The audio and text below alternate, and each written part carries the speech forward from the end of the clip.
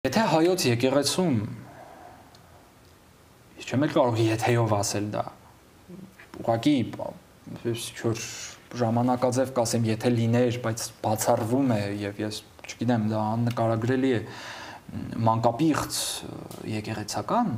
դրա մասին երկրի առաջին դեմքերը ոչ թե պիտի մտնեին Facebook-ում ստատուս գրեին, այլ հենց նույն պահին, նույն վայրկյանին պիտի այդ մարդու անունը փաստերով ազգային անվտանգության ծառայության ամբողջ ռեսուրսով, ամբողջ ուժով այդ մարդը պետք է ամենադաժան պատիժը ստանար նույն վայրկյանին, քանի դեռ այլ երեխայի չի վնասել։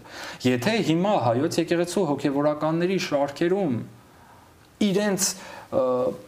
գաղափարախոսության եւ իրենց մակարդակի մեկը կա, որ հանցագործ է ու նման հանցագործություն է անում, ոնց կարելի է մտնել դրա մասին Facebook-ում գրել ընդամենը։ Պետք է նույն պահին մանկապղծությունը այն սարսափելի մեղադրանքն է, որ ամենադաժան պատիժն էլ է քիչ։ Նույն պահին պետք է այդ մարդը ամենադաժան, ընդ որում, ասում եմ, ուժայինների մասնակցությամբ, փաստերով շատ դաժան պատժի արժանանար։ Եթե այդպիսի մարդ գոյություն ունենար, որովհետև եթե այդ մարդը կա, եթե դուք հստակ ասում եք, որ հայոց եկեղեցում կա մանկապիղծ, ու այդ մարդը ազատության մեջ է եւ